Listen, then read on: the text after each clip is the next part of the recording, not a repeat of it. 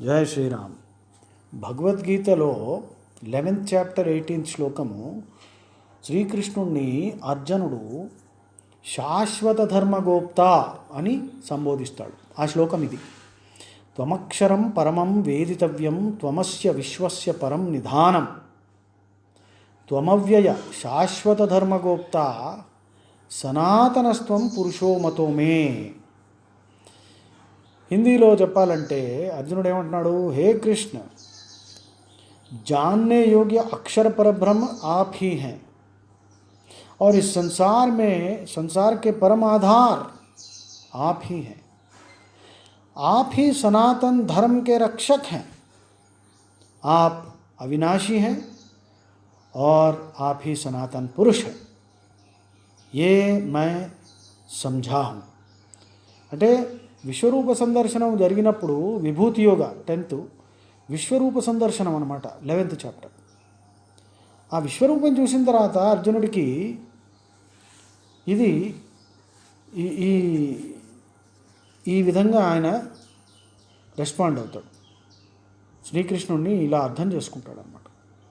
త్వమక్షరం పరమం వేదితవ్యం త్వమస్య విశ్వస్య పరం నిధానం త్వమవ్యయ శాశ్వత ధర్మగోప్త సనాతనస్త్వం పురుషో మతో మే. శాశ్వత ధర్మగోప్త అంటే ఎటర్నల్ ప్రొటెక్టర్ ఆఫ్ సనాతన ధర్మ. అంటే శ్రీకృష్ణుడు ఎటర్నల్ ప్రొటెక్టర్ ఆఫ్ సనాతన ధర్మ అయితే మనము అట్లీస్ట్ టెంపరీ ప్రొటెక్టర్స్ ఆఫ్ సనాతన ధర్మ అవ్వాలి. ఆ మాత్రం కూడా చేయకపోతే హైందవుడుగా పుట్టి మన జీవితం వ్యర్థము. 84 లాక్ అంటారు, 84 lakh యోనిలు అంటే 80 లక్షల జీవరాశుల్లో యోనిల్లో పుట్టి పురుగులుగా, పందులుగా, కుక్కలుగా, రకరకాలుగా అవన్నీ అయిన తర్వాత మానవ జన్మ దొరుకుతుందంటుంది పురాణం, వేదం. అంటే మానవ జన్మ అన్నది ఎంత దుర్లభము, ఎంత యాక్చువల్గా మన సౌభాగ్యం వలన మానవ జన్మ దొరికిందనమాట. అంటే ఎందుకంటే ఇక్కడి నుంచే మోక్షానికి దారి ఉంది. దేవతలైనా సరే, దేవత అంటే ఏమిటి, మనమే పుణ్యకర్మాలు బాగా చేస్తే స్వర్గానికి వెళ్ళి దేవతలుగా అన్నీ అనుభవిస్తాం. మళ్ళీ ఆ పుణ్యకర్మలన్నీ క్షీణించిపోగానే మళ్ళీ మానవ జన్మకు వస్తాం. అంటే మానవ జన్మ అన్నది పోర్టల్ అన్నమాట, థ్రెషోల్డ్, ఎంట్రీ పాయింట్ ఫార్ మోక్షం, కైవల్యం.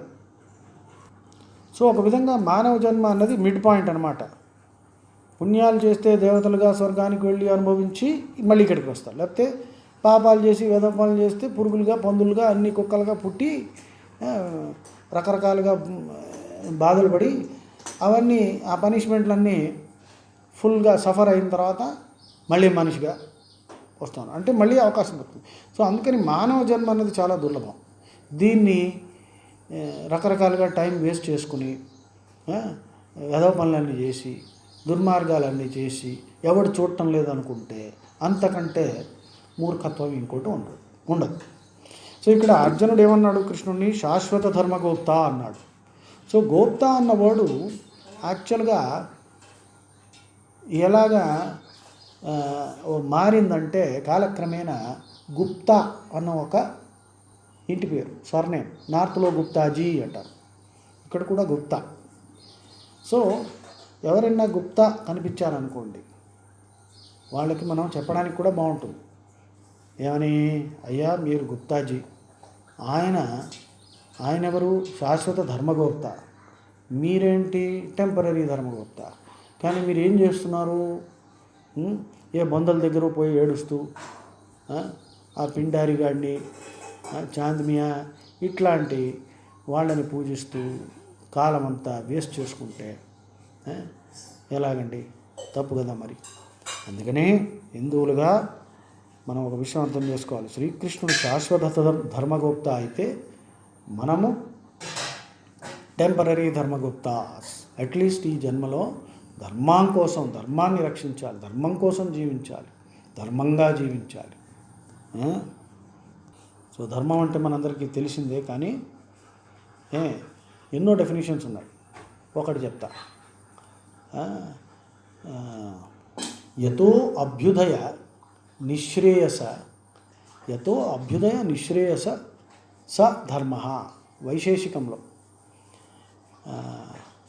చెప్పబడినది. ఏంటి? యతో అభ్యుదయ నిశ్రేయస. అభ్యుదయ అంటే ప్రాస్పెరిటీ, అంటే ధర్మార్థకామ మోక్షంలో 4 పురుషార్థాలు, the objectives of human life. అభ్యుదయ మీన్స్ ప్రాస్పెరిటీ, ధనము, వెల్త్, డబ్బు అన్ని విధాలుగా సంపాదించాలి, అభ్యుదయ ఉండాలి. ఏదైతే అభ్యుదయ నిశ్రేయస, నిశ్రేయస అంటే మోక్షం, సాల్వేషన్, పరమపదం, పరమపద సోపానం, కైవల్యం, రకరకాల పేర్లతో. అంటే ఈ రెండింటినీ ఏదైతే మనకి సమకూర్చుతుందో దాన్నే ధర్మం అంటారు. యతో అభ్యుదయ నిశ్రేయస స ధర్మ. ధర్మానికి సంక్షిప్తమైన డెఫినిషన్. అంటే ధర్మం అన్నది ఎటువంటిది?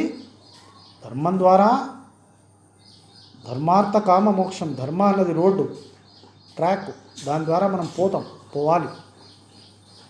కామ అర్థ మోక్ష, డిజైర్స్, కోరికలు.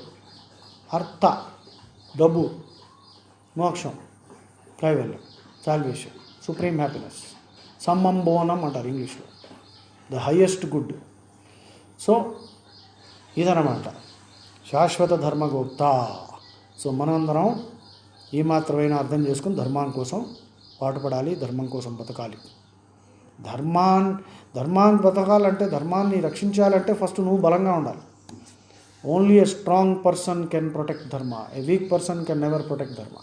బలహీనుడు ధర్మాన్ని సపోర్ట్ చేయలేడు. బలహీనుడు అధర్మానికి లొంగిపోతాడు. బలంగా ఉన్నవాడే ధర్మాన్ని సపోర్ట్ చేయగలుగుతాడు. సో ఫస్ట్ మనం బలం పెంచుకోవాలి. శక్తి లేనిదే భక్తి దండగా. మూర్ఖపు భక్తి ఇవన్నీ ఎందుకు వస్తాయి? ఫస్ట్ మెంటల్ శక్తి లేదు, ఫిజికల్ శక్తి లేదు. సో దేర్ఫోర్ ఫస్ట్ శక్తి కావాలి. శక్తి ఉన్నవాడే ఆ ధర్మాన్ని రక్షించగలుగుతాడు. శక్తి లేని భక్తి వేస్ట్ భక్తి. జై శ్రీరామ్.